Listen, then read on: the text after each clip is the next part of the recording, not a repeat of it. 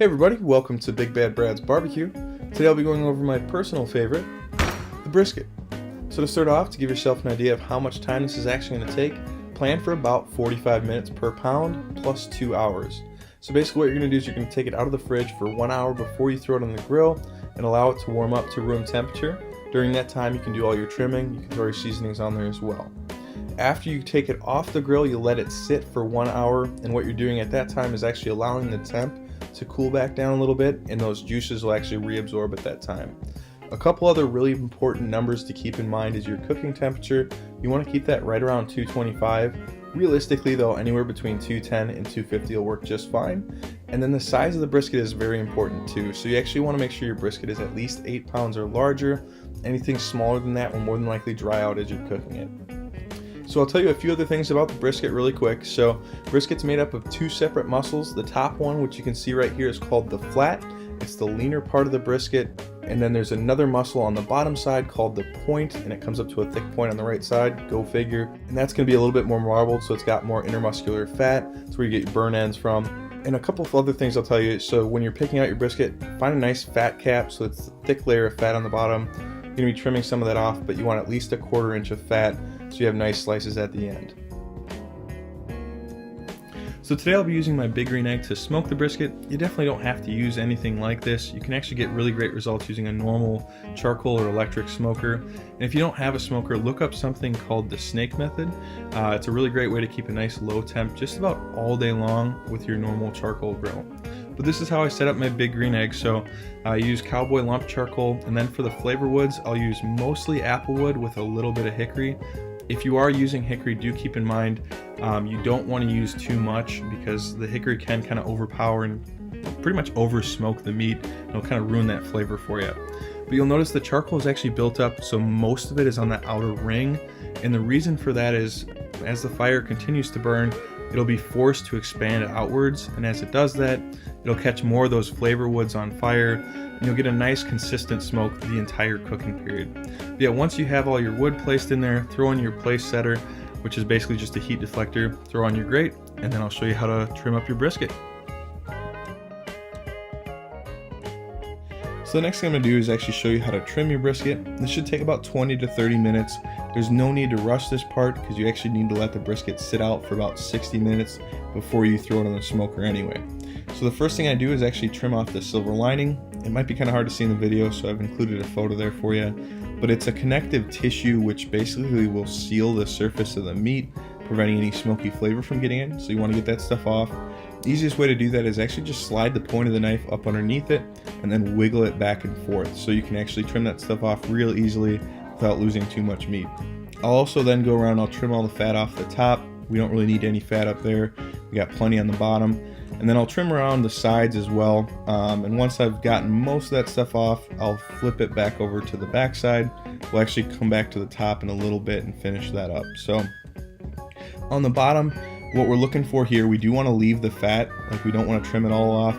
We just want to get it nice and uniform. So we're looking for about 1/4 inch of fat. You can go a little bit less than that, but you don't want to go too far, because if you get the fat too thin, you might end up having a little bit drier brisket at the end. But basically just feel your way around. There'll be areas that feel kind of firm or feel like they're very, very squishy. You can kind of tell it's definitely a lot thicker fat layer there. So just trim around there, make sure you get all the fat off the sides, and just try and get a nice uniform layer of fat here. So try to take your time with this part and do a good job.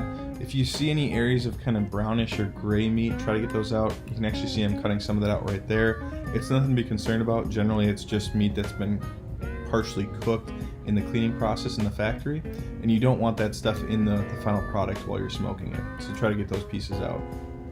Once you finish trimming up the bottom, go ahead and flip it back over to the top. At this point you can kind of trim off any little bits and pieces you may have missed earlier. And then the next step is actually going to be partially separating the flat, which again is the upper muscle right there, from the point, which is the lower muscle. And to do that, just grab the tip of the flat and pull up on it, and then you can kind of slice down into that fat layer. Just be careful not to cut down into the meat. Really what you're looking to do here is leave about 1/4 inch of fat on the bottom side of the flat. I know that sounds confusing, but basically you're leaving 1/4 inch of fat on the bottom side of that top muscle.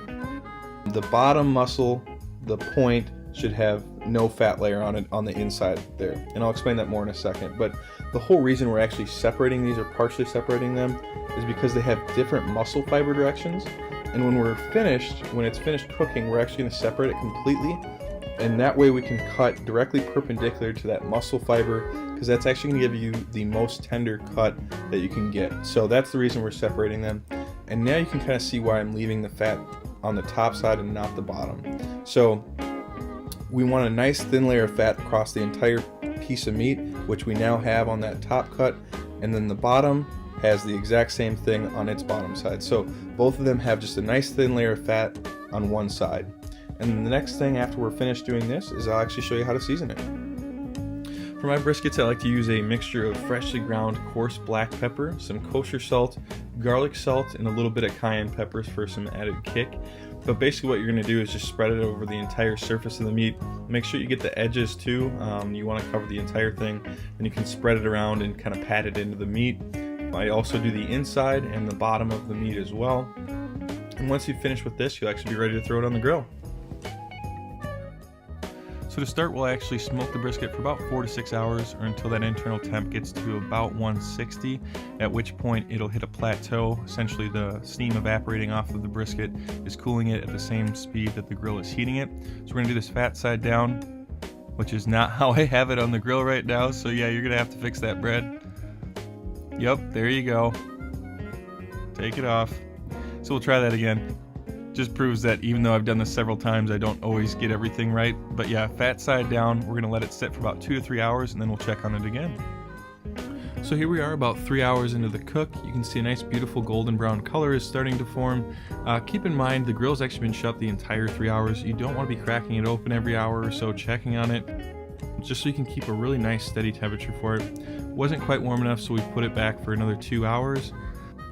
You'll start to see actually on the outside now, it's forming a really dark brown and kind of dry crust. They call it the bark, and that's exactly what you want. The temperature is right at 160, so it's ready to wrap. Like I said, at this point you can use tinfoil or butcher paper. I just use tinfoil because it's what I have, and I've always had really good results with it. Usually I just do 1 layer, but I'm actually taking this one on the road, so I did 2 layers, and then we'll throw it back on for a few more hours. So here we are about 2 hours after that. I'll check the temp. We're looking for it to be, most people say about 205. I like to go a little bit higher, like 208. So we're checking on it now. We see about 194. So I put it back for another hour. And here we are an hour later. Again, we're looking for a temperature of about 208. And as I get closer to that temp, you will notice I check on it more frequently, but I still give it about 30 to 45 minutes, just so that temperature can stay fairly consistent in the grill. And then this was the last one. This was about 45 minutes later. And I'm always checking on the thickest point of the meat, because that's where the center of it is. You want to make sure that's actually all the way up to 208. Once that's the right temperature, I will check in 1 or 2 other places just to make sure the whole thing has been cooked. And then I'll bring it inside, and I'll actually show you how I travel with it. So if I'm taking this a few hours away to a friend's place, in this case it was actually my girlfriend's house, you wrap it in a blanket and throw it in a cooler, and you can pretty much travel all day with this thing, and it'll be fresh and piping hot when you get there. So here we are about 3 hours later. You can tell it's still very hot because I'm actually struggling to get it over to that cutting board. But once I've got it on the cutting board, the first thing I'm going to do is actually separate the 2 muscles. And again, the reason I do this is so that we can cut each one individually and cut it directly perpendicular to that muscle fiber, because that's going to give you the most tender slice of brisket you can get. This is me actually slicing up the flat, and you can kind of see those beautiful pink smoke rings. Again, the flat is going to be the one that's a little bit leaner. You do have a nice strip of fat on the bottom side because of the way we prepped it earlier. If you do like a lot more intermuscular fat or that marbling, that's going to be the point for you, which is the one sitting to the right waiting. Yeah, of course I had to give myself a little taste before I let anyone else try it. You can see it's very, very tender, just falls apart in your hand. And that's how I make my brisket. If you guys enjoyed the video, please like and subscribe, mainly just to inflate my ego. But best of luck to you on your own briskets if you're going to try it, and I will catch you next time.